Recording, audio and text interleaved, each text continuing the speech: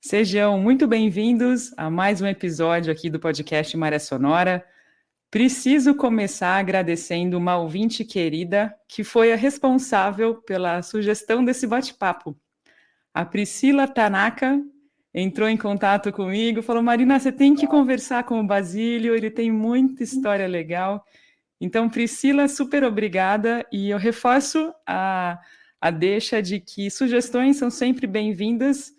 O Maré Sonora só existe por causa dos ouvintes e funciona muito bem com a ajuda dos ouvintes. João Basílio Pereima, seja super bem-vindo ao Maré Sonora. Obrigada por topar Obrigado. participar. Então, a Priscila é lá do Velho Marujo, né? Do veleiro Velho Marujo, né? E ela e o Fábio, eles entraram de sócio lá no Clube Náutico de Eutonina, né? Na época eu era Comodoro. E aí, assim, a vida vai levando, né? Vai aproximando algumas pessoas, assim, tal. E ela sempre foi uma pessoa maravilhosa, assim, tal. Acompanhou o nosso projeto, uma parte dos projetos que eu toco na área náutica, assim, dos projetos de escola de vela, tudo mais, tal. E ela sempre foi uma grande incentivadora disso. Então, e eu, pelo que eu vejo, continua incentivando, né? E você sabe que quando eu estava preparando o nosso bate-papo, Basílio, eu vi também que tem um outro ouvinte aqui, apoiador também do Maré Sonora, o Rodrigo Sanches, que... O Rodrigo, do Veleiro Estrefolia. Exato, o Rodrigo também, querido, eu não conheço Essas pessoalmente. pessoas diferenciadas no mundo, tudo. A gente já tive a oportunidade de ir com o levar o barco dele lá para Itajaí, para ele fazer umas reformas. Fui eu e o meu filho a bordo. Meu filho agora fez 15 anos, quando a gente levou o barco. Foi no passado, tinha 14 anos, tudo. Pegamos uns 40 e poucos nós ali numa tempestade de vento, o barco ficou na mão do meu filho, nós dois ali olhando e tal. Foi tudo bem, o barco dele é grande, né? Então bastante estável. Tudo. O Rodrigo também é outra pessoa sensacional, tem apoiado o nosso projeto de várias formas. Né? Semana passada eu estava usando o barquinho dele lá para fazer umas ações no manguezal lá em Antonina. Exatamente, eu assisti um videozinho, aí no final falava um agradecimento ao Rodrigo. Eu falei, olha só que mundo Aí, minúsculo. isso. Muito bom. Basílio, você me falou há poucos minutos que o seu sobrenome Pereima é ucraniano, é isso mesmo? Você é brasileiro, um João que, né, obviamente diz que você é brasileiro, João Basílio Pereima. Como é que é essa história? Pereima. Tem uma regiãozinha agrícola lá na Ucrânia chamada Pereislav. E meu avô, por parte de pai, veio da região lá. Ele nasceu, acho que saiu lá da Ucrânia com 5 anos de idade, 1894, mais ou menos. É bem aquela região lá que a Rússia tá invadindo e está em guerra, o sofrimento todo lá do povo ucraniano. E aí, assim, meu pai nasceu no Brasil e tudo mais, mas ficou, né, o meu nome inteiro, eu sou neto, né, João Basílio Pereira Neto, então eu carrego o nome do meu avô lá na Ucrânia. É até interessante que a documentação, né, na época, a Ucrânia fazia... A Ucrânia sempre foi um país sofrido, assim, muita invasão em várias circunstâncias geopolíticas e tal. Então, na época, era o Império Austro-Húngaro. Então, a documentação do meu avô ele veio como austríaco. Parece como se ele tivesse nascido na Áustria. Mas não é na Áustria, lá no interior da Ucrânia. Mas, assim, hoje a gente tem pouco contato com a cultura, né? Aqui em Curitiba tem bastante migração ucraniana, tem embaixador, um adido da embaixada, tem um parque aqui que tem uma igreja ucraniana, então tem bastante tradições aqui ainda, mas eu já sou mais brasileiro e agora estou virando caiçara. Agora, mais urbano eu quero ser caiçara.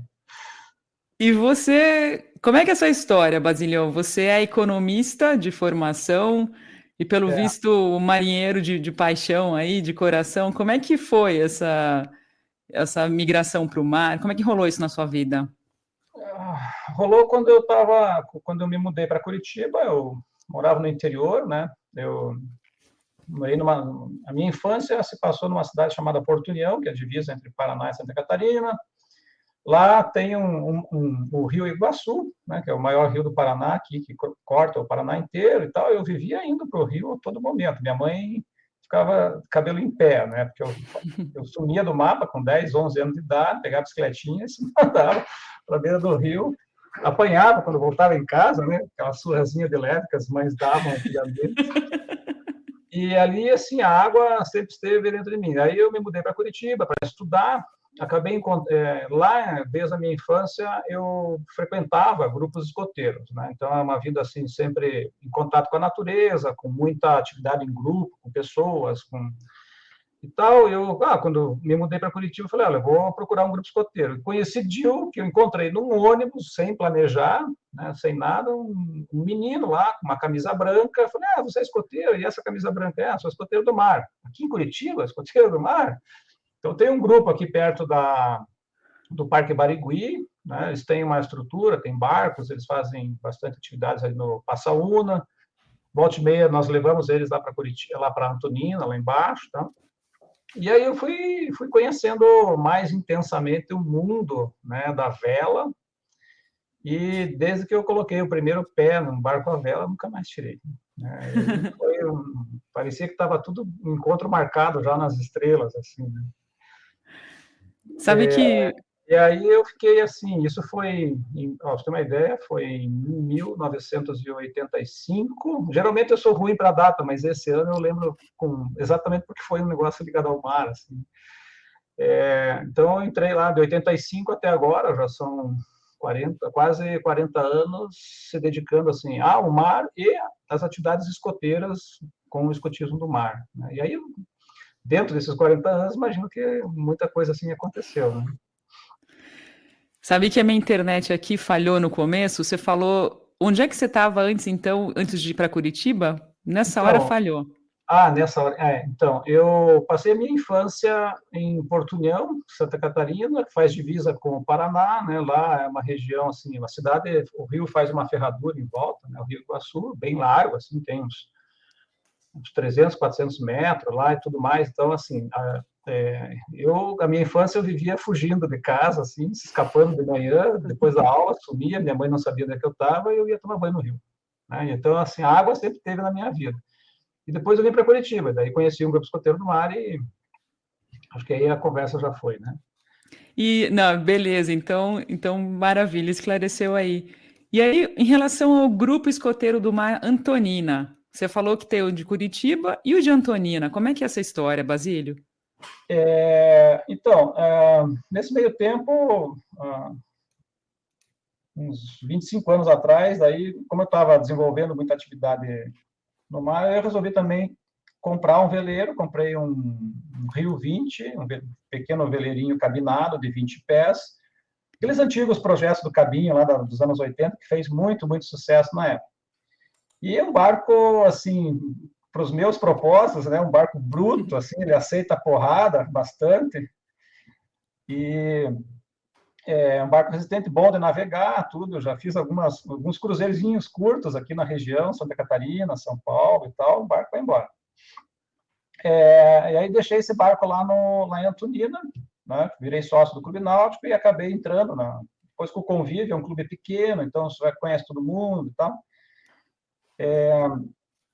Acabei me entrando na diretoria do clube, e aí nós conversamos lá na época, isso foi em 2014, 15, e falei, olha, por que o clube não tem um projeto social voltado para a cidade, para atender a comunidade e tudo mais e tal, e o projeto mais fácil que tinha, que assim, não daria nenhum custo para o clube, inclusive era abrir um grupo escoteiro, o clube só cedia uma parte das instalações e dava acesso ao mar, assim, para a gente poder fazer as aulas de vela e tal, né? Então, a gente começou esse projeto lá em 2015, né?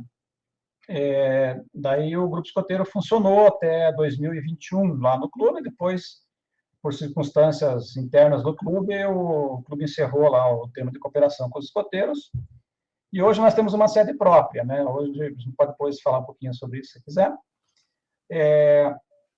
Então, nós começamos assim com quase zero, né? Na verdade, o início foi assim, eu tinha algumas coisas no meu porta-mala, um colete, um negocinho assim, a gente abria, não tinha um espaço para ficar, né? Então o grupo começou antes da parceria com o Clube Náutico. Então ele foi crescendo, foram entrando crianças, foram entrando os pais foram ajudando na própria gestão do escoteiro, e hoje, assim, nós temos uma sede própria, né, já aprovada por lei na Câmara de Vereadores aqui em Antonina, e tudo. Então foi cedido um barracão em uma área, um casarão grande, antigo, onde a gente tem a sede própria no centro da cidade de Antonina. E em 2023, no começo de 2023, a gente já vinha negociando há muito tempo com a Portos do Paraná, que a empresa é uma economia mista, mas é uma empresa estatal, né, que administra o Porto de Paranaguá e o Porto de Antonina. Então, eles tomaram conhecimento com isso, a prefeitura nos ajudou também na negociação,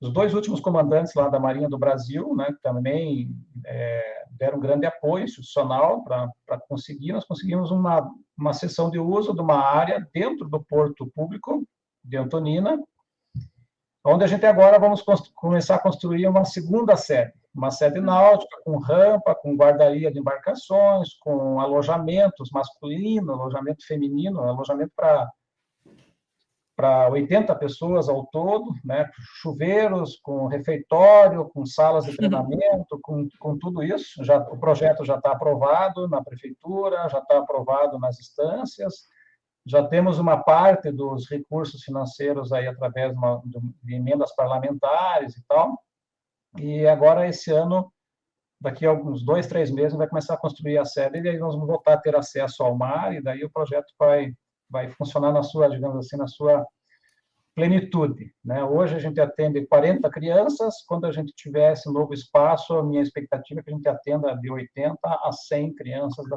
comunidade de Antonina, dando aula de vela para essas crianças, dando educação ambiental e dando profissionalização na forma com a oficina naval lá, né? Então, nesse meio tempo, de 2015 para cá também, nós, contato de um, contato de outro, o Rodrigo, por exemplo, fez uma doação do motor de popa para nós, de 25 HP, ele comprou um motor de popa novo, o barco dele, falou, Basílio, estou vendo vocês aí se estruturando, crescendo, o trabalho de vocês é importante e tal, nos ajudou.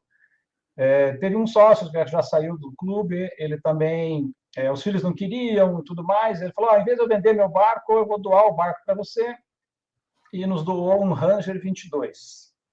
Então, veleirinho cabinado e tal, agora a gente está indo, ele veio com o mastro quebrado, então a gente está consertando e tudo mais, tal. Nesse meio tempo, nós também fizemos um projeto junto a Paraná Esporte, que é a Secretaria Estadual de Esporte no Paraná, e ela nos repassou os antigos barcos que estavam rolando por aí, né, que estavam na forma de cessão de uso, que eram barcos para ser usados em projetos sociais e tudo mais.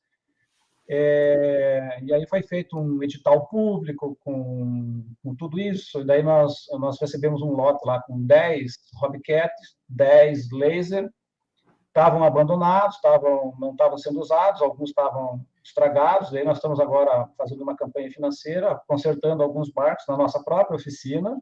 Os próprios jovens estão trabalhando na manutenção dos barcos, assim, tá recuperando e tal.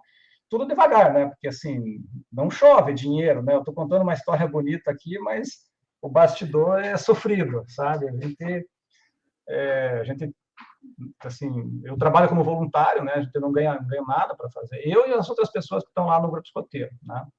Eventualmente, com esses projetos que a gente está ampliando aí, daí vai estar previsto contratar de vela, a prefeitura vai bancar uma parte desses custos, vai colocar professor de física e tal, o termo de cooperação já está assinado, né, com a Secretaria de Educação. Então assim, é um trabalho de formiguinha, né, é um trabalho cansativo, assim, no sentido de que tem que ter muita paciência, né, tem coisas que, por exemplo, esse espaço lá no Porto levou 3 anos entre conversar com as pessoas, fazer reunião, montar processo, escrever projeto, tramitar, fazer edital público, uma série de coisas. A burocracia tem seu ritmo, né? Então, assim, tem horas que dá vontade de jogar tudo pro ar, mas por que eu estou gastando minha energia aqui num negócio que parece que foi feito para não funcionar, né? Mas aí, quando você olha as crianças ali, quando uma criança vai para o mar, assim, pela primeira vez, a segunda, e descobre, a mente dela explode, assim, né? Ela vê um negócio maior, aí você vê que tem que fazer isso, né? Tem que gastar um pedacinho da nossa existência com essas coisas. Vale a pena. É muito legal que quando você fala, eu percebi isso no episódio do Hashtag Sal, que você fala sorrindo quando você fala desse trabalho, Basílio, você não esconde quanto... É verdade, você fala sorrindo e você fala, você passa muita emoção quando você relata essa experiência, promovendo essas possibilidades para as crianças, né, para os, como é que chama os pequenininhos, os lobinhos, né, dos 7 anos em diante. Eu queria te ouvir sobre as atividades em si. O que você oferece para as crianças? Como é que é o trabalho junto às crianças dos escoteiros? O escotismo em geral, né? Assim, independente se ele é praticado no mar, na montanha, no deserto, no gelo, em qualquer lugar, né? Ele é um movimento educacional. Foi criado na Inglaterra em 1907, né, por um cara que foi um militar inglês. Na época, a vida dele foi devotada a uma carreira militar. Na África, em contato com a cultura africana, na época a Inglaterra era um império e tinha colonizado aquela região toda, extrair riquezas, condicionar toda, né, o imperialismo britânico na África. Porém, era uma pessoa muito sensível, né? Ele assimilou muito da cultura africana, viu coisas que ele jamais pensaria ver. E aí, um camarada chamado Robert Stephenson Smith Baden-Powell, né? A gente chama modernamente de Baden-Powell. Ele, assim, depois que voltou para a Inglaterra, ele viu uma situação social na Inglaterra, naquela época, meio que se deteriorando, assim, a juventude perdendo seus valores de vida, cigarro estava entrando assim na sociedade e tudo mais. Olha, precisa fazer alguma coisa para a juventude. E começou a escrever uns livrinhos, né, assim, como fazer acampamento, como você juntar seus amigos e ir acampar, fazer uma excursão. O próprio Baden-Powell viajava com os irmãos de barco nas ilhas e nos canais da Inglaterra, então ele tinha lá seus barcos e tal. E acabou que esse movimento aconteceu, né? Aí um grupo de pedagogos e tudo mais resolveram organizar essa bagunça e só vamos colocar ordem, aí vamos colocar um adulto para orientar essas crianças, e nasceu o movimento escoteiro.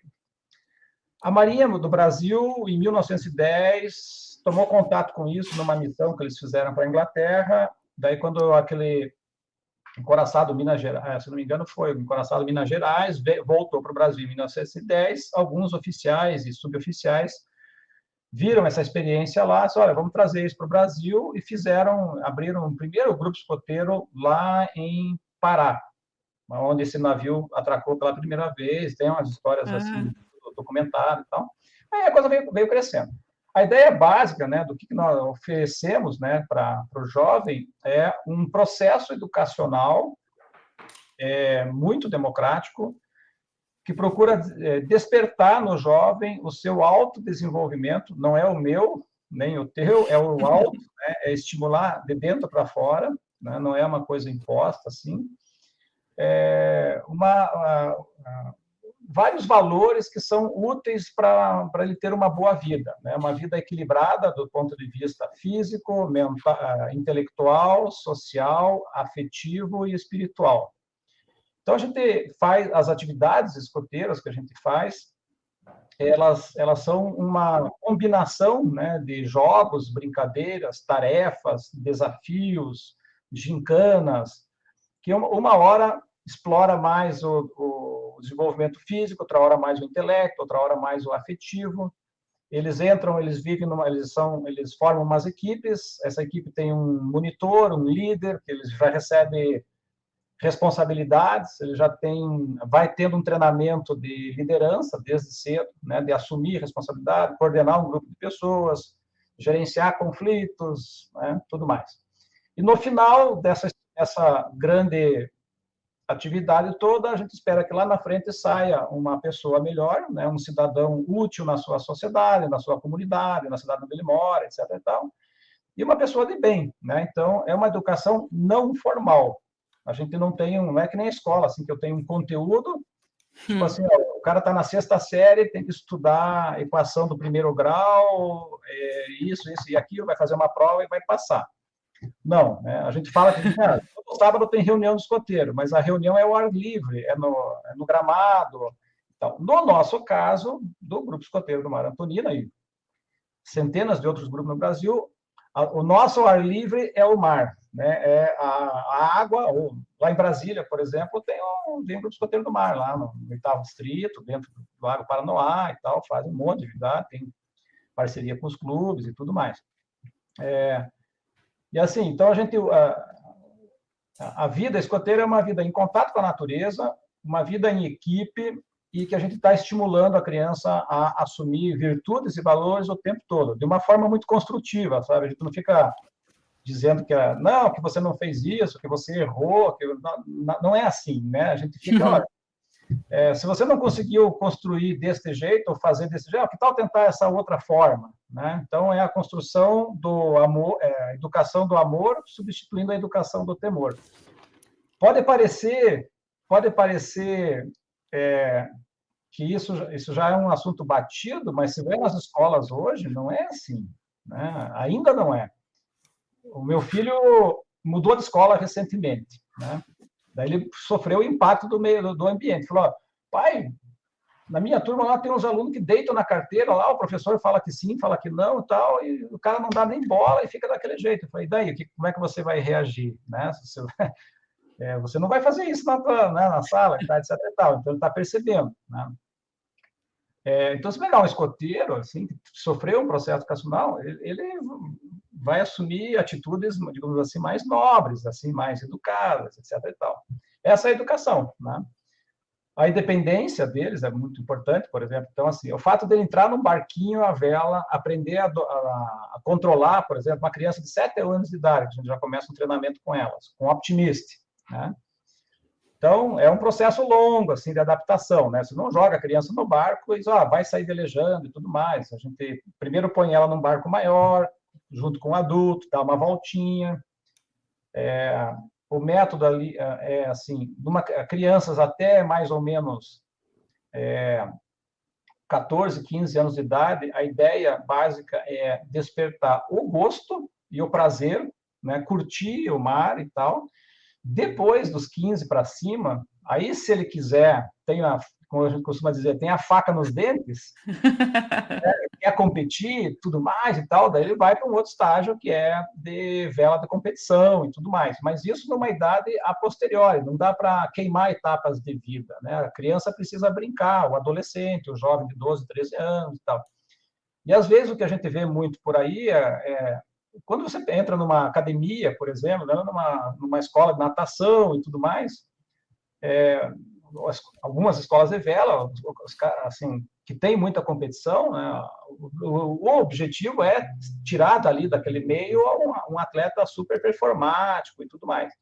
Então, a gente procura equilibrar essas coisas, né? Então, vai ter aquele que quer, a gente tem uns cases de sucesso lá no nosso projeto, lá 2, uma menina e um menino, que estão nessa vibe aí, né? Eles só pensam em competir. Então, falei, então tá bom, então vamos dar corda para esse povo, vamos dar barco para eles também, né? Então, funciona mais ou menos assim.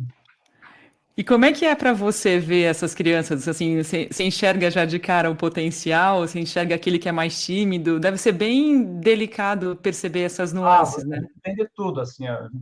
Tem crianças ali que tem que andar com elas na rédea curta e pé no freio, né? Porque eles não têm a noção nenhuma, assim, de perigo. Tem outros que são aparentemente quietinhos, né? Eu tenho uma menininha agora lá no Grupo Escoteiro, ela tem 7 anos de idade, mas é um pitoquinho de nada.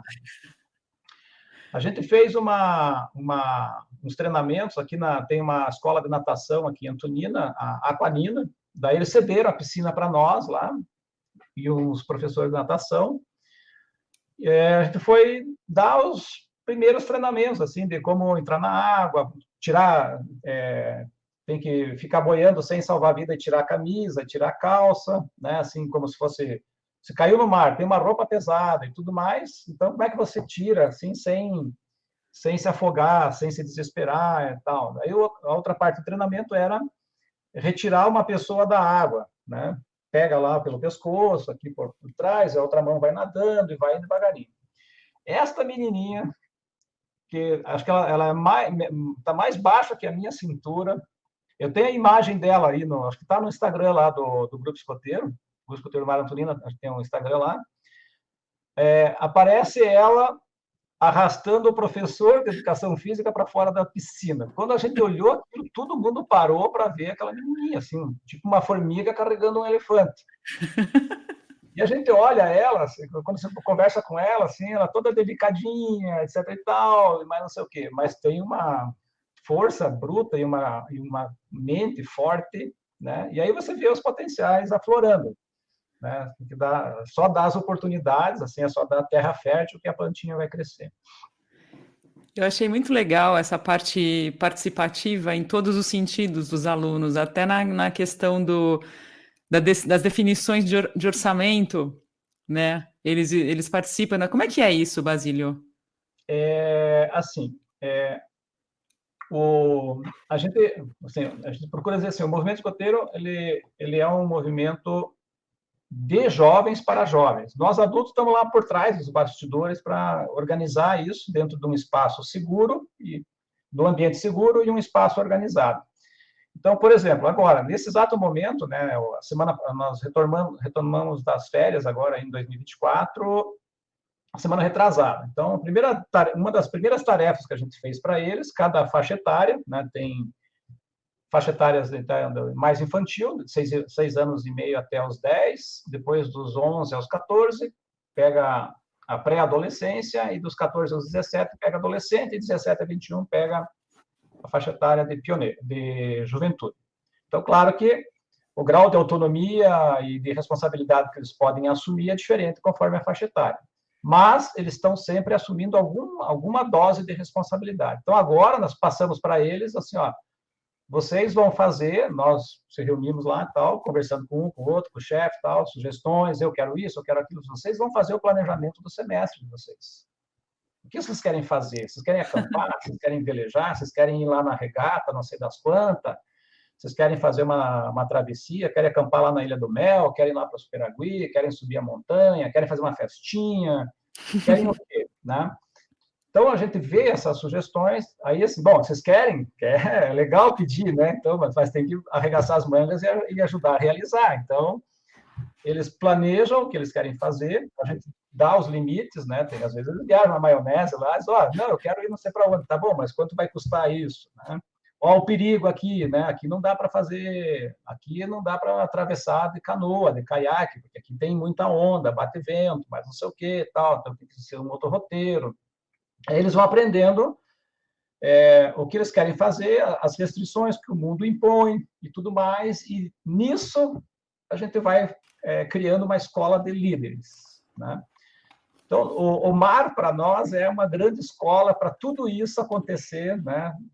Quando, assim,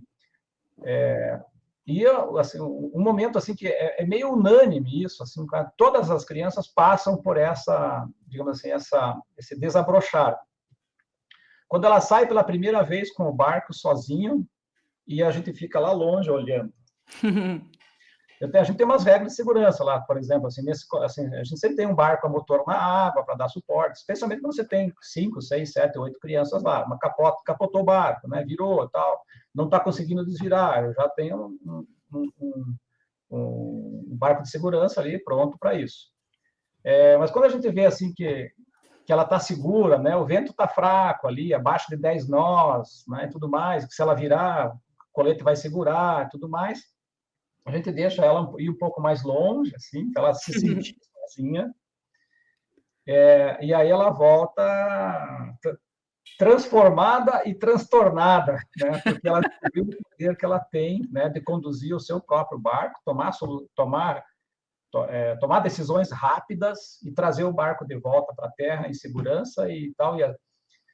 desvirar o barco sozinha quando ela consegue, tudo mais. Isso é assim, eu acho que quem ensina e vê isso acontecendo, assim, a gente tem um privilégio nessa vida de testemunhar esses tipos de vislumbre, assim, sabe, quando as coisas acontecem. Então é muito gratificante. E aquelas crianças, assim, eternamente, elas vão atravessar a rua para te dar oi, porque você proporcionou isso para elas, né?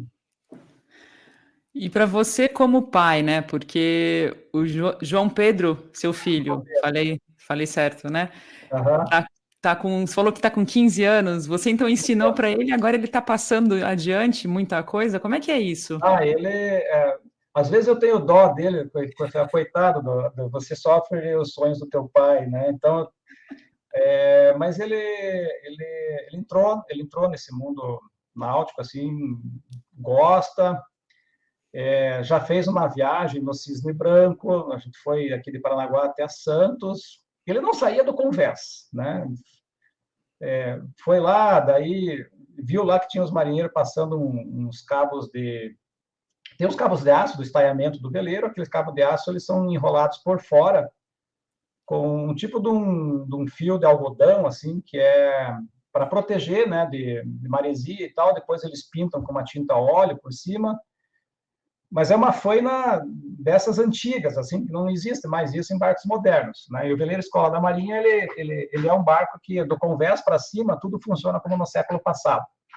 Tudo manual, tudo tal. Ele se integrou em tudo lá. Daí ele ficava lá na proa, assim, junto com o marinheiro, com o olheiro, que ficava lá vendo o que tem na frente do mar, lá que não é captado pelo radar. E aí ele toca acordeon, né? E aí tocou o Cisne Branco a bordo, né? O comandante Sérgio, lá do Cisne Branco, veio conversar comigo, né? Perguntando assim, será que teu filho não podia fazer a alvorada do Cisne Branco? Foi o ano passado, foi bem recente, né?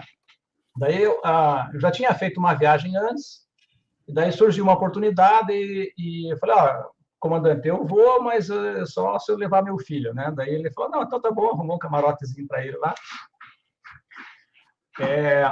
Aí eles têm umas tradições, assim, que é umas coisas muito bonitas, assim, que uma delas é que eles fazem a alvorada do navio, daí soam os apitos, hasteia a bandeira no convés e tal, no exato momento em que o sol cruza a linha do horizonte, né? Então isso está previsto nas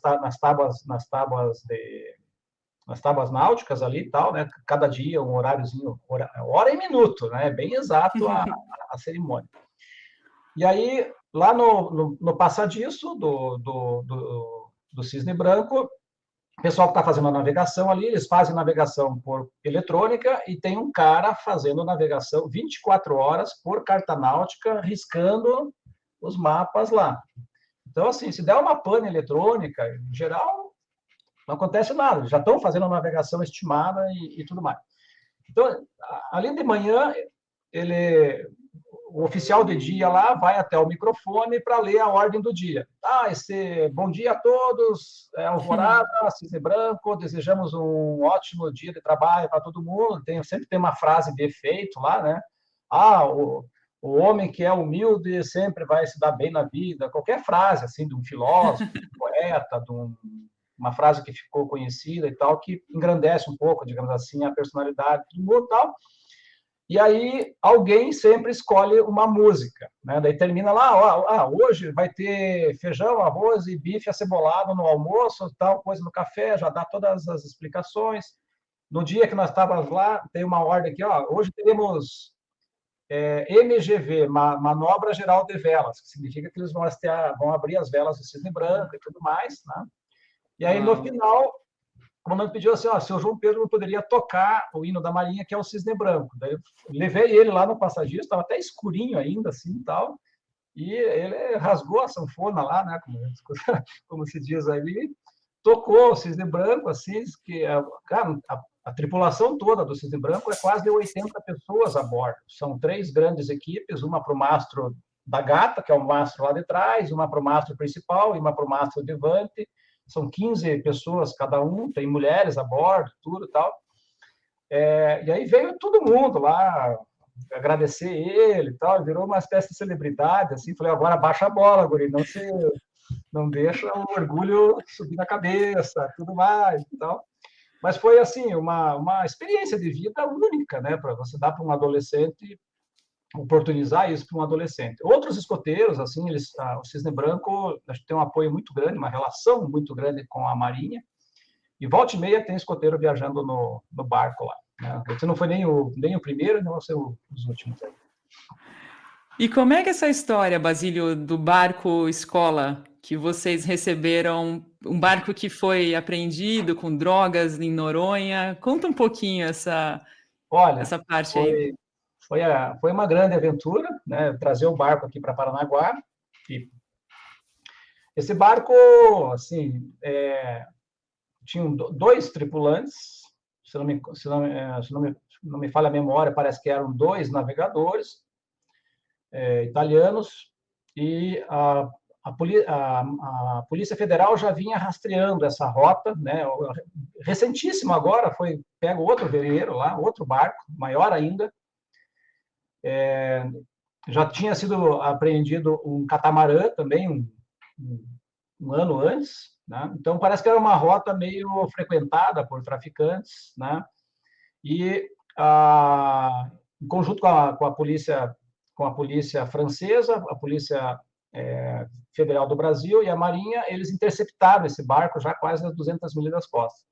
Rolou lá, isso o comandante lá que fez a apreensão, quando a gente foi buscar o barco lá na base de Natal, né? Nós conversamos com o comandante lá, então, de um dos navios patrulha, e ele falou, olha, os caras tentaram, inclusive, assim, primeiro eles tentaram jogar a droga fora, né, ficar boiando numa funda, e não dava tempo de tirar tudo, mas a Marinha chegou muito rápido. E os caras estavam tentando, daí, assim, naufragar o barco, jogar o veleiro em cima do barco da Marinha, para daí dar um BO, o barco afundar e apagar, né, destruiu as provas do crime. Isso é uma suposição minha, né? A manobra de tentar afundar o barco aconteceu, né? Eles jogaram o barco na frente do navio da Marinha, o comandante fez uma reversão rápida lá e tal, só vamos mudar a estratégia, jogou os barcos infláveis, o pessoal foi lá com metralhadora e pegaram o barco, né? Talvez assim, mas foi porque, sabe aquela manobra que você faz assim, 2, 3 segundos que não dá uma colisão grande. E daí, aí o que acontece? Se eu sou um velejador, isso agora é suposição minha, não tem nada provado e tal, né? Mas é a leitura. Sou velejador, os caras eram bons velejadores, pelo que a gente viu que tinha dentro do barco, todo o material de suporte, ferramentas elétricas, material de sutura de primeiros socorros, injeções, não sei o que. Assim, era gente que estava dando volta ao mundo, super preparado, né? Material de pesca, arpão, molinetes, tudo, né? Material de eletrônica de primeira top, lá da BG, sabe, tal. Então, assim, não era um barco que estava sendo pilotado por pessoas que não sabiam o que estavam fazendo, né? E aí, então, a Maria conseguiu, salvou, levou o barco lá para Natal.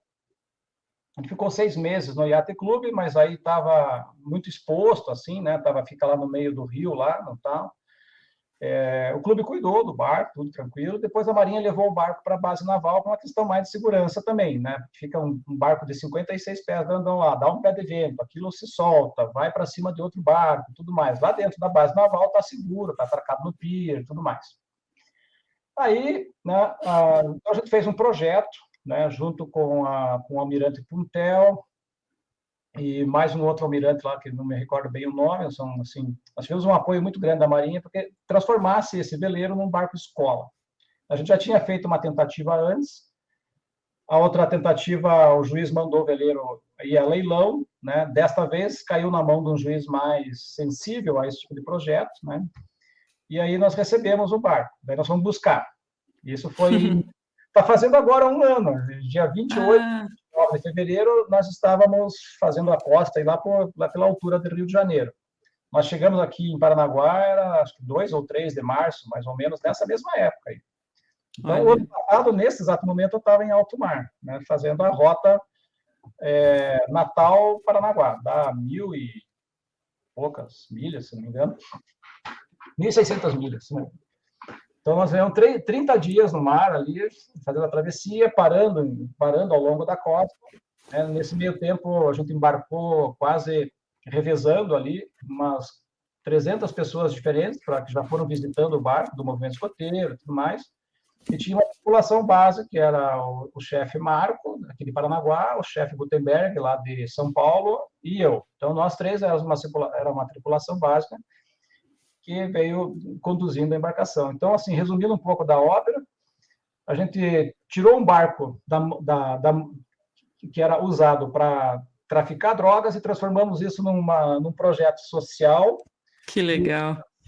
Que vai evitar que as crianças entrem na droga. Se isso fosse a leilão para fazer recurso para sustentar a justiça, algum fundo judiciário e tal, o impacto seria muito pequeno, porque já tem muito recurso no sistema judiciário brasileiro, tem outras fontes de recursos, de taxas e tudo mais.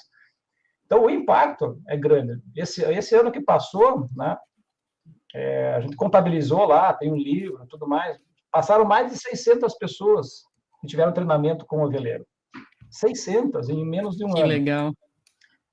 Agora, em 2024, então, 2023 foi um período de acertar a papelada, as empresas de seguro não querem fazer seguro de barco grande assim, daí o seguro é muito caro, né?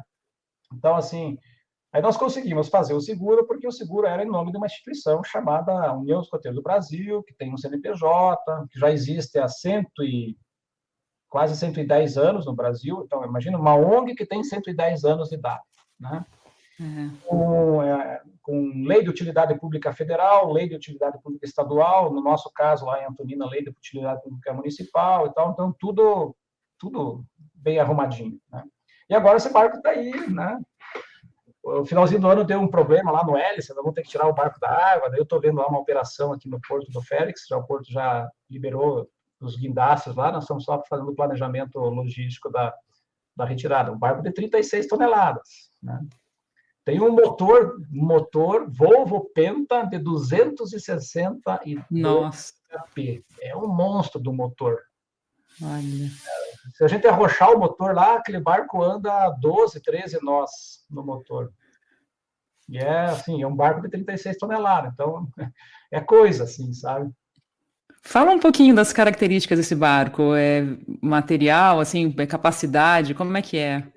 Ele é um modelo de veleiro Nautical 56, que é um fabricante americano, né? O estaleiro naval que construiu já não existe mais, ele foi construído nos Estados Unidos. Foram construídos 10 desses barcos. Alguns estão navegando, outros não se tem mais notícia, por aí e tal. Então, ele é um veleiro com 2 mastros, né? Tem acomodações para 12 pessoas interna.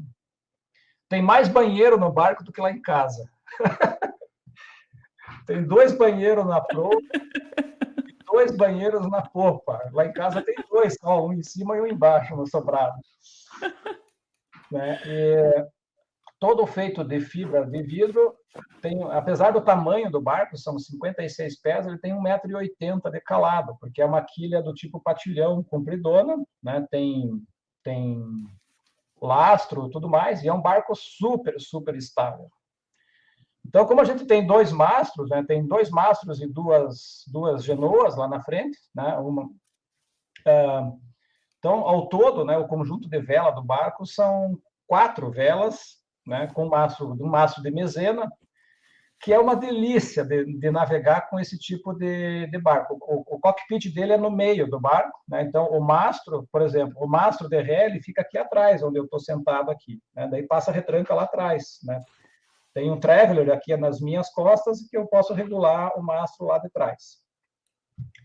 Então, a gente, assim, eu fiquei responsável nessa parte de navegar, da parte da vela, da velaria do barco, da regulagem e tudo mais. Eu falei assim, agora desliga o piloto automático, isso lá na altura de Espírito Santo, lá para cima. Nem isso, lá saindo de Natal, né? Aqueles ventão lá do Nordeste, assim, que a gente ficou lá 36 horas navegando com o mesmo tipo de vento, com a mesma intensidade constante e tal, bem diferente aqui do Paraná, porque aqui você uma hora de um vento sudoeste, outra hora ronda, uma hora está 10 nós, outra hora está 30 nós, lá é constante a velocidade e a direção, né? Claro que muda, mas não com tanta frequência. Aí eu falei, vamos, desliga o piloto automático, solta o leme aí, deixa ele bem centralizado, trava, nós vamos navegar só na vela. Daí a gente regulou as velas lá, abre um pouco a mezena, fecha, abre um pouquinho a genoa, faz aquele jogo vetorial todo das velas. O barco andou umas 3 horas, assim, sem sair do rumo que a gente tinha planejado, só na vela. Assim, é super gostoso de navegar naquele barco. E uma curiosidade é que o veleiro veio, né, quando foi apreendido, tinha o nome de Lamia. Lamia. Falei, Lamia, que palavra estranha, não sei o que é isso. Daí eu fui procurar na internet o que é Lamia. Descobri que Lamia, na cultura, se não me engano, na cultura grega, antiga, na mitologia grega, e depois acho que em algum outro país nórdico, se eu entrasse agora aqui na internet, significava uma deusa ou uma mulher com muitos poderes, né, que se alimentava de sangue de crianças. Meu Deus do céu, esse é um barco escola escoteiro, né? Se alimentando de crianças. Falei, vamos tirar esse nome o mais rápido possível. E daí não podia tirar o nome, porque a documentação, o processo jurídico estava rolando na justiça toda e tal. Então a gente não podia ainda colocar nome, tinha que fazer o registro na capitania, gerar um documento novo para o barco. Então, o projeto demorou 1 ano. E todo mundo vinha perguntar, o que ela queria? Ela falou, é uma deusa grega, é uma deusa grega. Até que nós conseguimos realmente tirar esse horroroso nome. E agora é simplesmente veleiro escola dos escoteiros, né? Assim, veleiro escola. Que figura! Italiano geralmente é muito supersticioso, né? Tem umas... Nossa, ainda mais no mar, assim, muita coisa. Não se navega não se parte de sexta-feira, de quarta. Aquela que você não pode manter o nome do barco. Até tem que tirar, mesmo que você rompa com uma tradição. E como é que vai ser o uso dessa embarcação para os escoteiros, Basílio? Então, aí a gente construiu agora, né, então, assim, existe uma direção nacional da União dos Escoteiros do Brasil, uma pessoa responsável, que é o chefe Marco, que está aqui em Paranaguá. Amanhã depois, quando mudar essa diretoria, pode ser que seja uma outra pessoa, mas o barco é de uma instituição, né, não é de uma pessoa física, é de uma pessoa jurídica. Então, tem toda essa questão, né, de gestão do barco em torno de uma pessoa jurídica grande, né? Hoje são quase 90 mil pessoas ligadas ao movimento escoteiro no Brasil. Então, esse barco, a gente construiu um pier com apoio da Marinha, o Yacht Clube de Caiobá doou lá, eles fizeram umas reformas grandes lá, daí eles tinham os flutuantes, que eles não iam mais usar, daí eles repassaram para nós.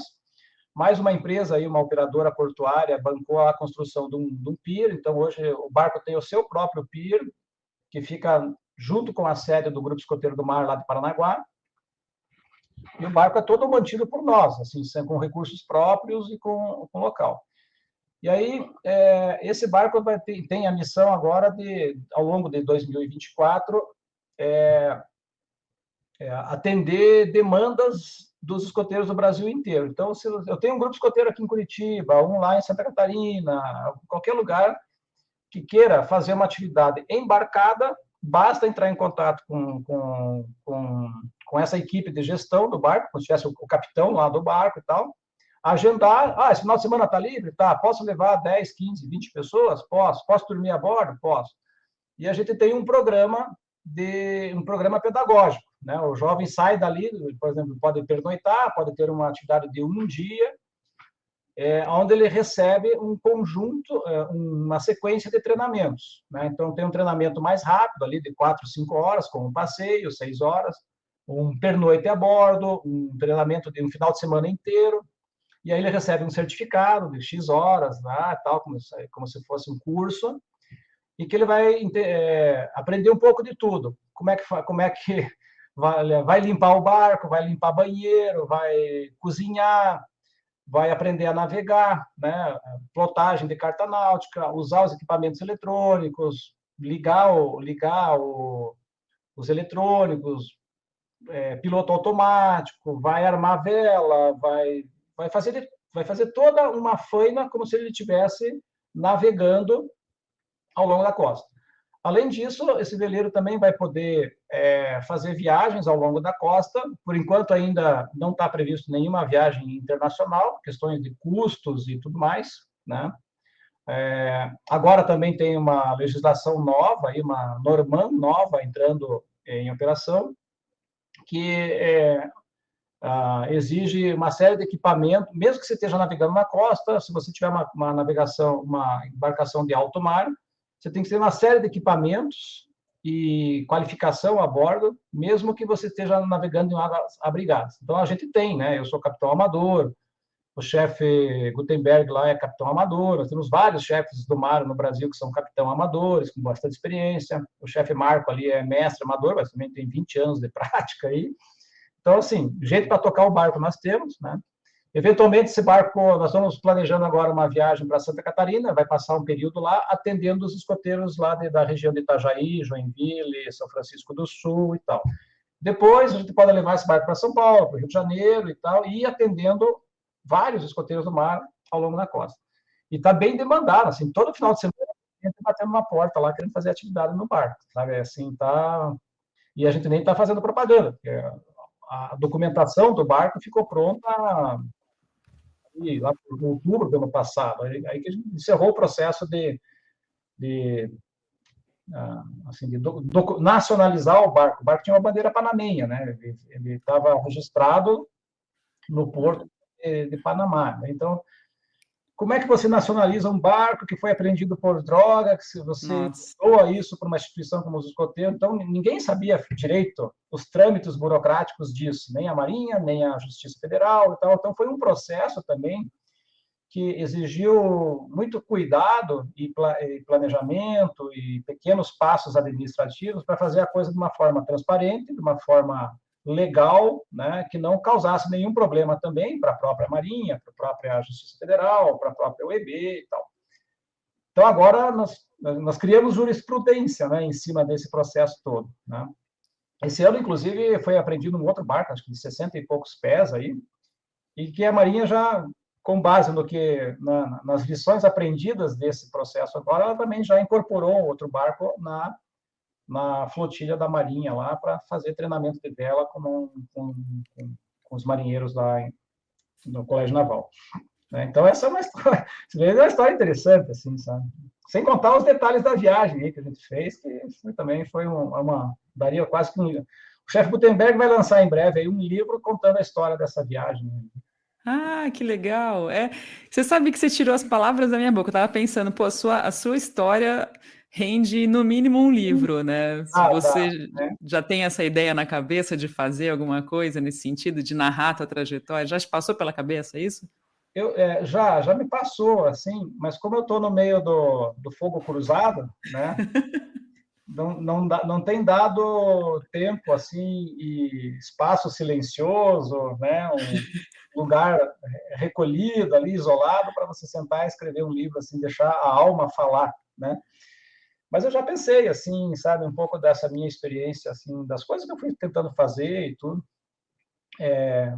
As minhas pequenininhas aventuras lá no Brisa, né? Uma vez, por exemplo, quando eu comprei o barco,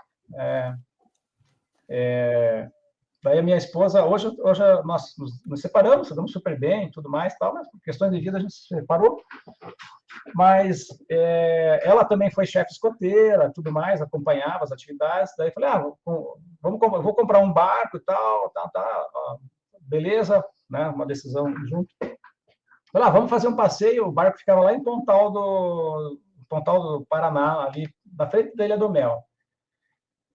Mas ela enjoa muito fácil, né? Então, vamos fazer um passeio curto, vamos atravessar o canal e ir até a Ilha do Mel ali, 1 hora de velejando. Só que lá na Ilha do Mel, as condições para você passar a noite, o barco fica lá, tem um pouco de ondulação, né? Muito próximo da barra e tudo. Aquela noite, aquele dia tinha ventado muito e o barco estava lá balançando assim e tal. Daí ela começou a passar mal.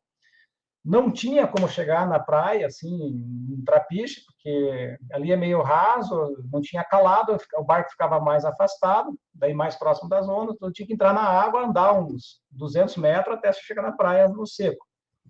Aí eu perguntei para ela, isso era umas 11 horas da noite, quer desembarcar aqui e ficar lá, vamos ficar em terra, a gente acha um lugar para ficar lá, ou vamos voltar? Ah, vamos voltar. E na hora de voltar, aquela escuridão toda, eu vi uma luz de poste lá longe, né, tal. Eu conhecia bem a região lá. Falei, vamos entrar. É lá naquele poste lá, a luz. Só que as distâncias, né, o negro combinado com a luz, assim, você não tem mais como a nossa mente não calcula corretamente as distâncias. Não tem como, né? A não ser que você faça ali um sistema de triangulação, aquelas coisas de carta náutica e tal. Mas, na época, isso faz 20 e poucos anos atrás, eu não tinha tanta experiência assim, né? E voltando, quando estava chegando próximo, assim, eu olhava na frente para o barco, assim, tipo uns 100 metros da frente, e falei, que coisa estranha, o que está acontecendo? Eu não entendia, né? O barco balançava, assim, com as ondas, e lá na frente parecia um espelho preto no chão, assim, tudo liso, liso, liso, refletindo a noite. Falei, como é que lá está liso e aqui está balançando? Até que, deu eu raciocinando assim uns 15, 20 segundos nessa, fazendo essa pergunta, nossa, o que está acontecendo? Eu falei, não sei, eu resolvi dar um 180 no motorzinho de popa e tal, e falei, deixa eu me afastar daqui até eu entender a situação. No que eu virei o barco, ele bateu com aqui no fundo da areia, falei, desgraçado, eu estou quase perto da praia, né? Dá a maré baixa, fica aquela membrana, né, de água assim na superfície da areia, e eu bati na areia e encalhei o barco ali e ficou ali. A maré começou a baixar, 5 horas da manhã, o pessoal vindo caminhar na praia, aquele barco seco, com as toalhas, roupa, tudo pendurado, o leme quebrado, e nós dois lá sentados, né, dando risada um do outro. Eu falei, putz, que cagada que vocês fizeram. Né? Ela levou até numa boa, assim, e tal. Depois a gente resgatou o barco lá tal, e voltamos. Aí depois disso a gente vai aprendendo, né? Você vai criando com experiência, erros e tal, vai aprendendo. Então, assim, tem essas...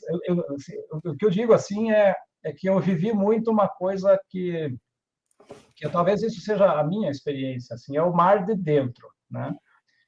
O Almir Klink escreveu aquele livro famoso, que eu li umas 5 ou 6 vezes, aquele livro, chamado Mar Sem Fim. Né? No meu caso, é o mar de dentro, né? Porque assim, 90%, uns 80% assim, da minha experiência assim, se deu dentro da Baía de Paranaguá, na costa aqui de Santa Catarina, Paraná e São Paulo e tal. Mas a questão é que o infinito, né, o mar sem fim, é uma coisa que o infinito existe em 2 direções, né? Para os números grandes e para as frações pequenas. Entre o 0 e o 1 tem o infinito ali dentro.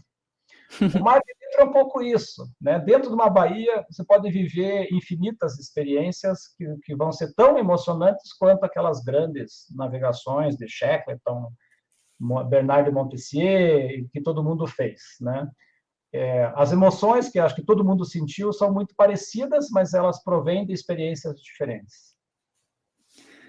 Você falou aí de navegadores, faltou um nascido no Canadá, naturalizado americano, que tem uma coisa super próxima com a Antonina. Fala um pouquinho do Joshua Slocum, brasileiro. Joshua Slocum. Segundo um jornalista que não é historiador, mas conta muita história, o Eduardo Bueno, é o maior navegador de todos os tempos. Maior que Vasco da Gama, Cabral, Colombo e todo mundo aí, porque é um cara que, aos 14 anos de idade, saiu, né, fugiu. O pai dele era marinheiro, e para evitar o sofrimento do filho, porque não é uma vida fácil, né, especialmente no século retrasado, 1850, 60, 70, o pai dele diz, não, você vai ser sapateiro, vai ficar em terra e tal. Daí o Slocum fugiu de casa aos 14 anos, procurou emprego lá no navio e nunca mais voltou para casa. Né? Voltou lá, tudo mais, mas a sua casa verdadeira era o mar.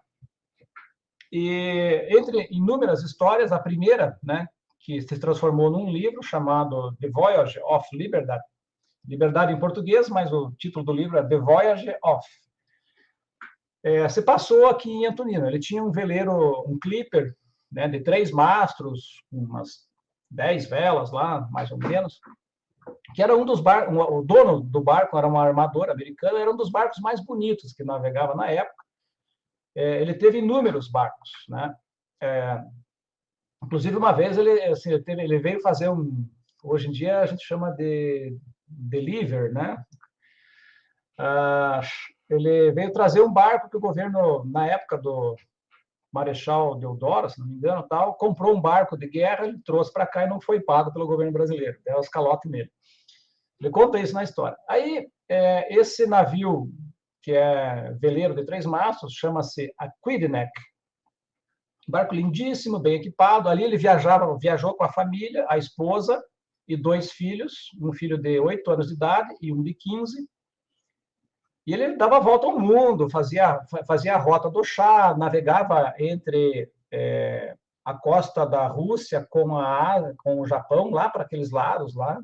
Fazia o Mar do Norte, fazia a rota do chá e tal, e entre outras coisas tinha uma rota que era de Boston para Buenos Aires com passagem pelo Brasil. E o local de parada dele, que era frequente para pegar carga, né? Normalmente ele transportava madeira, vinho, bebida, erva mate, café, qualquer coisa que se pudesse carregar, ele carregava, fazer frete, e ganhava vida com isso. E, certa feita, ele saiu de Guaraqueçaba com esse Aquidneck, com a esposa a bordo e tudo, indo para Paranaguá. E naufragou ali, diz que pegou uma frente fria entrando, né? Hoje a gente conhece mais a região com essas previsões de tempo, tal. Pegou, basicamente, ele deve ter pego uma frente fria muito forte, que durou 3 dias, inclusive, com vento forte. Não se sabe exatamente aonde ele naufragou, mas foi entre Paranaguá, saindo de Guaraqueçaba, indo para Paranaguá. O marzão todo lá, você tem que navegar muito próximo da Ilha do Mel, tem um imenso de um baixio ali, e eu acho que foi ali que ele naufragou. O barco ficou batendo nas ondas, foi se desmanchando, se desmanchando, se desmanchando. Ele salvou o que pôde dentro do barco, algumas ferramentazinhas, algumas coisas pessoais e tudo mais. O resto da madeira que ele conseguiu tirar de lá, vendeu em Paranaguá para fazer um pouco de dinheiro, e ficou morando 1 ano ali em Guaraqueçaba e Antonina. E disse, vou construir um barquinho, um novo barco para levar minha família de volta para Boston, Estados Unidos. Construiu o que ele chamava de canoa, né? Era um barco de fundo mais chato, né? Sem quilha, de 37 pés e meio, cabinado, tudo certinho, com 3 mastros. Ele botou 3 mastros com velas do tipo daqueles juncos chineses, assim, né? Como ele conhecia técnicas de armação de vela e tudo mais chinesas, por que 3 mastros? Porque daí ele poderia reduzir a altura dos mastros, aumentar a área vélica, o barco ficaria estável. Se ele perde um mastro, tem outros 2, né? Se perde uma vela, tem outras 2. Tudo era pensando assim, como é que eu vou fazer uma viagem aqui, né, num barco feito à mão, com pouquíssimas ferramentas, com meus 2 filhos e a esposa a bordo, como é que eu vou levar esse troço com segurança? Inclusive, para aumentar a sustentabilidade do barco, ele cortou o que nós temos comum, assim, muito fácil de encontrar aqui no litoral, aqueles bambu amarelo, grosso, assim, né, grandão, assim, que dá quase uma perna, um braço de grossura. Ele prendeu 2 fechos, assim, com 3 bambus cada um na lateral do barco, que aquilo é oco, também flutua, quando o barco aderna, aquilo ajuda a resistência ao barco a flutuar e tal, e levou a família sã e salva numa viagem que durou quase 230 dias e 5.500 milhas. O mais interessante de tudo é que ele colocou esse barco na água, as autoridades marítimas da época, né, era Brasil colônia ainda, diz assim, não, você não vai botar esse barco na água. Daí registraram ele como pescador, né? Foi o jeito que sair para pescar, né? Nunca mais volta, né? Só isso. Ele coloca o barco na água no dia 13 de maio de 1888, que foi quando a princesa Isabel assinou a Lei Áurea, né, acabando definitivamente, pelo menos no papel, hoje ainda, né, a população negra ainda sofre muito nesse país, mas acabando com a escravidão no Brasil. O Brasil foi um dos últimos países a acabar com a escravidão, foi nesse dia. Daí ele coloca o barco na água nesse dia, lá em Antonina, e dá o nome de Liberdade. Né? Nesse meio tempo que ele viveu lá em Antonina, quando ele fez uma viagem lá, vindo de Montevidéu ou de Buenos Aires para Antonina, ele teve que embarcar 2 caras lá que ele contratar para ajudante de bordo, né, para movimentar carga, tudo bem, trabalhar no barco, aquela coisa toda. Só que eram 2 caras meio mal encarados, assim, e tal. Ele já ficou desconfiado, né, que esses caras estavam querendo aprontar com ele. Esses caras começaram a ameaçar ele, aquelas coisas, não, você tem muito dinheiro, você está ganhando muito dinheiro, não sei o quê. Daí ele começou a ficar um clima tenso aí. O Sloco não era nenhum bobo, né, um cara muito raposão, assim, esperto, super honesto, né, mas assim, espertão.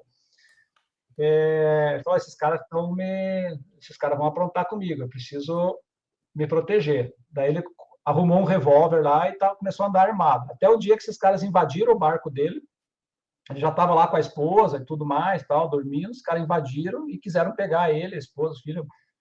Mas não vão te matar, não sei o quê. Ele reagiu, passou fogo e matou os 2. Foi julgado lá em Curitiba, ali em Antonina, né? Foi sentenciado inocente, defesa própria e tudo. Então, assim, o cara que tem detalhes assim, de vida fabuloso, né? Daí ele volta para os Estados Unidos e começa a segunda parte da viagem dele, que é com outro barco que ele ganha lá, que é o Spray, com o qual ele dá a primeira volta ao mundo em solitário. Mas daí isso é uma outra história. Lá em Antonina é essa história.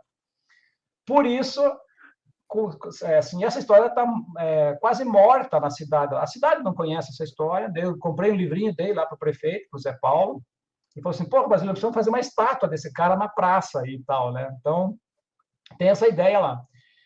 E aí eu falei, ó, então vamos homenagear isso, nós ganhamos um terreno lá no Porto e vamos instalar lá essa sede, um complexo náutico esportivo, que é essa sede com alojamentos, refeitório e tudo mais, que chama-se Complexo Náutico Esportivo Joshua Slocum, né? E a Escola do Mar, chama-se Escola do Mar Liberdade, em homenagem a toda essa história aí. Aí, devagarinho, a gente vai resgatar as imagens que ainda existem por aí e tudo mais, e manter essa história viva lá em Antonina, né? Tem muita coisa a ser feita ainda aí, né? Acho que eu espero viver aí mais um monte de anos para terminar esses projetos todos aí. Nós queremos, já está meio assim, já está meio andando assim a nível de... Eu só preciso botar no papel agora e usar editais de promoção de cultura e tal. Já conversamos com várias pessoas para reconstruir a réplica do Liberdade lá em Antonina, aqui em Antonina. Que legal! Olha. E essa réplica é para navegar, é para botar as crianças da Escola do Mar navegando nesse barco ali na Bahia. Então, ele vai ser mais um atrativo turístico na região toda lá. E esse plano está assim, já temos uma indicação de conseguir madeiras, né? Já temos construtor naval para ser contratado, o projeto já está pronto, falta só... temos o espaço onde isso vai ser construído, está só faltando agora, digamos assim, selar o projeto aí formalmente, né, tal, dentro de um edital de promoção de cultura, e daí, no caso, cultura náutica. Né? Então, a história está rolando, né? Então, se eu escrever um livro agora, vai ficar muita coisa de fora. Né? Então, vamos falar de um outro capítulo. Você está com tempo tranquilo aí? Como é que você está? A gente pode falar mais um pouquinho? Está tranquilo. Maravilha. Nesse capítulo aí, do livro do Basílio...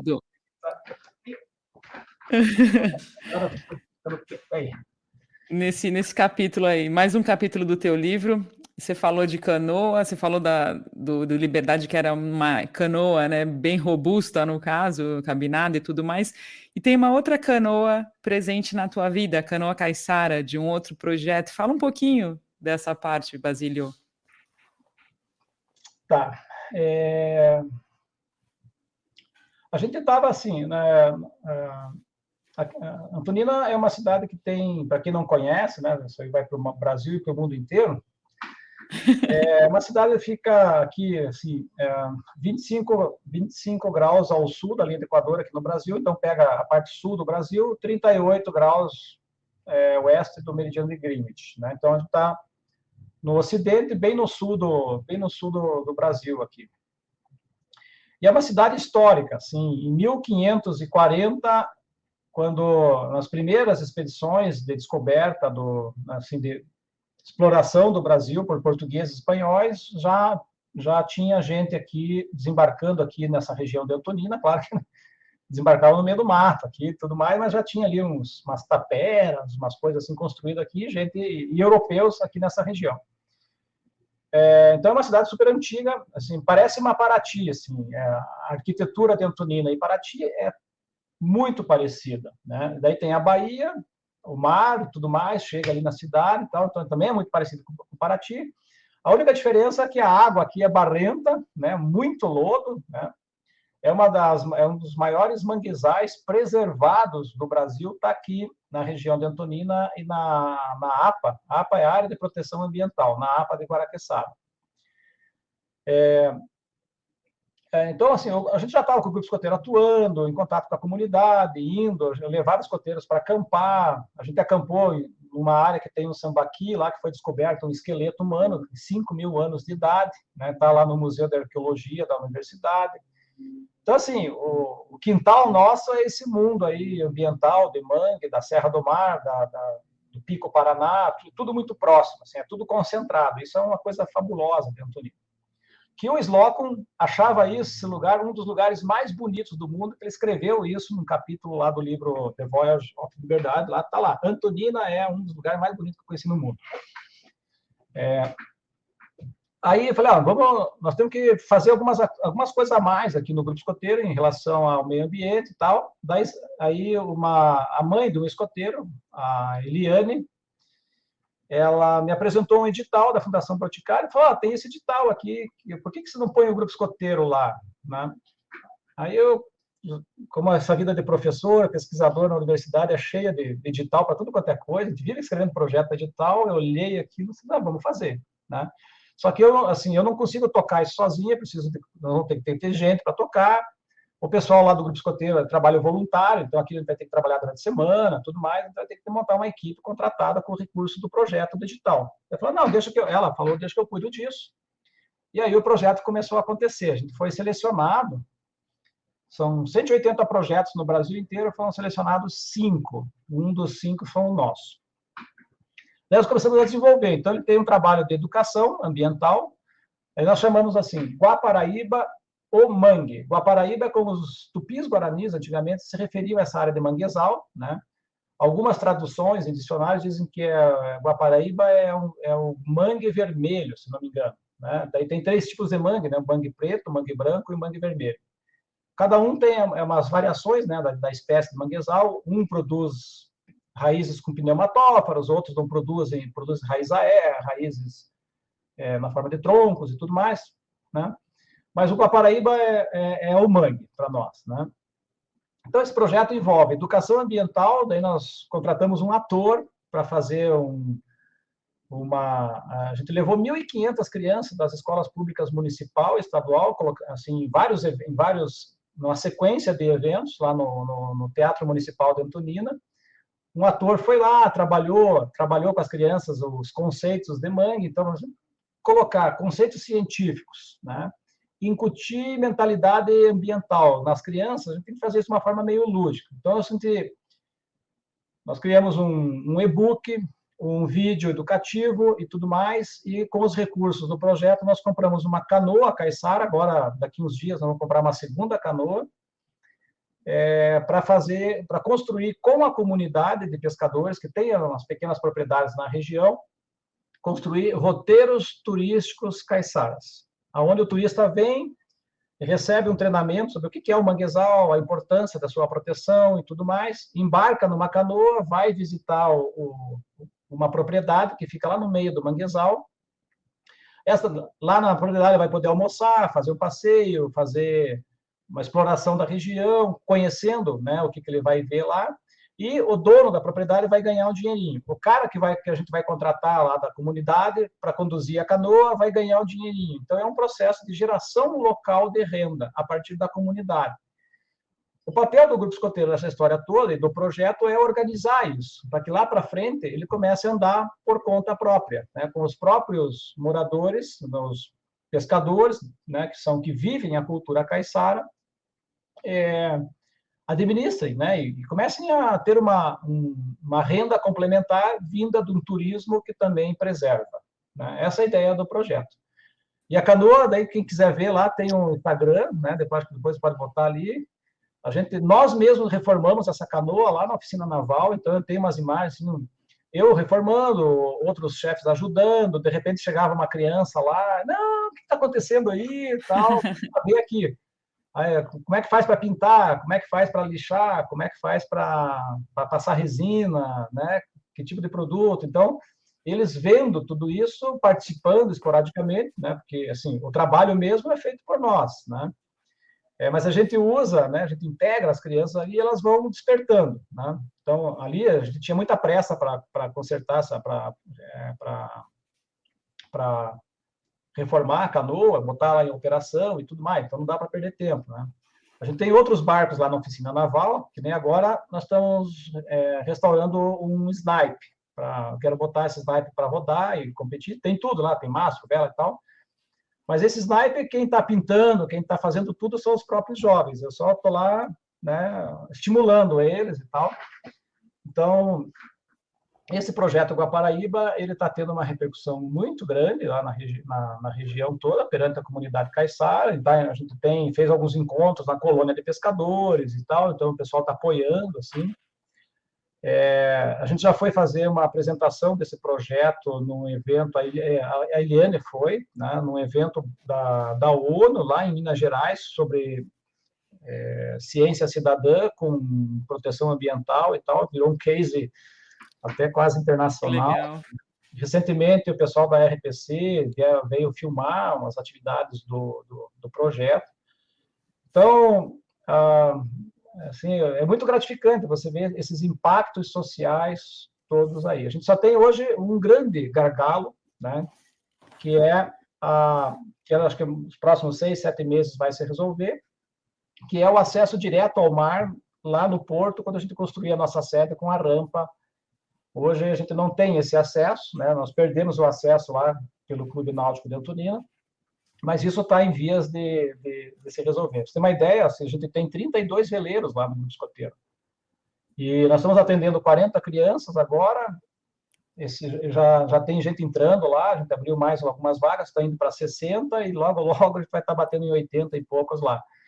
Então a gente está eu costumo dizer para o pessoal assim, a gente está com tudo tudo na mão, né? Tem o campo de futebol, tem os times, tem o juiz, tem os jogadores, tem a torcida.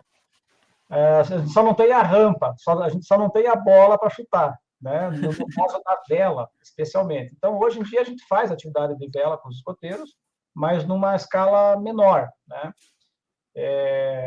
Eu pego os barcos, carrega, põe no capô do carro, leva lá na ponta da pita, mas daí tem que tirar, colocar no chão, botar, blá, blá, blá, o barco bate, quebra, arrisca, assim, assim, entre aspas, assim, é um sofrimento, né? Assim, é um trabalho um esforço muito grande para botar uma pequena flotilha na água, mas está tudo em vias de se resolver, né? O porto público lá vai virar uma grande marina, já está licenciada, tudo mais, então nós vamos ter aí um porto marina Antonina, né? Quem ganhou é uma pessoa super conhecida aí no mundo náutico, tal, então em breve eu não posso falar, mas assim já está tudo contrato assinado, tudo certinho lá entre a APA, né, que é a concessionária, e quem ganhou a licitação toda. Então, isso tudo também vai dar uma renovada no esporte náutico, especialmente na vela lá na região. E a nossa sede vai ser integrada a essa grande marina que está surgindo em Antonina. Isso aí não é Mas não é justo, né? justo, né? Você falar por entrelinhas aí, não dá os nomes, mas então faz assim, ó, a gente acompanha os Porque ele canais não de falou nada divulgação. ainda, assim, ele não falou nada ainda do projeto das coisas lá, então, assim, para não causar Não, eu tô brincando, Tá Basílio, mas público, avisa. é um processo público. Se as pessoas Uhum, entrarem lá no site da APA, vocês vão ver lá, Porto Marina Antonina, está toda a licitação, o filme, tá, os uhum. documentos, é um processo todo ele publicizado, né? Mas, assim, eu posso fazer propaganda do meu negócio, né? Não do negócio dos outros. A não ser que eu tenha autorização dos outros. Né? Não, brincadeira, mas eu coloco depois os links, Basílio, para o pessoal conhecer mais, tanto Aham. do grupo escoteiro quanto do projeto Guaparaíba. Dá as coordenadas aí para a galera conhecer mais, se tem algum site, quais são os caminhos para os nossos ouvintes chegarem até vocês?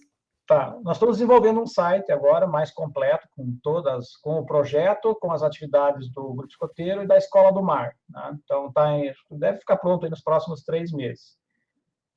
Até então, se vocês procurarem Escoteiros do Mar Antonina, tem uma página no Facebook e uma página e tem um Instagram. Né? Então a gente usa o Instagram e Facebook dos Escoteiros do Mar Antonina. E daí tem o Guaparaíba. Guaparaíba com Y no meio lá, né? Que tem o Instagram só do projeto também, né? Desde o começo do projeto, das primeiras ações. Então, são 3 canais assim de mídias sociais que a gente está utilizando. Basicamente, Instagram e, no caso do Grupo Escoteiro, que eu já tinha, o Facebook. É bem fácil achar lá, vai aparecer Escoteiros Antonina, já aparece tudo lá. Basílio, para a gente encerrar nosso bate-papo, a minha pergunta final de hoje, e aí mais para frente, volte quando quiser, o Maré Sonora está de portas abertas aí para te ouvir, saber das novidades e, enfim, super bem-vindo quando quiser. Você falou dos desafios que às vezes não sabe como consegue continuar aí, um monte de perrengue, imagino, burocrático e logístico, mas como é que é para você olhar para trás, reencontrar esses alunos? Como é que você se sente analisando toda essa trajetória que modifica a vida de tantas crianças, tantos jovens?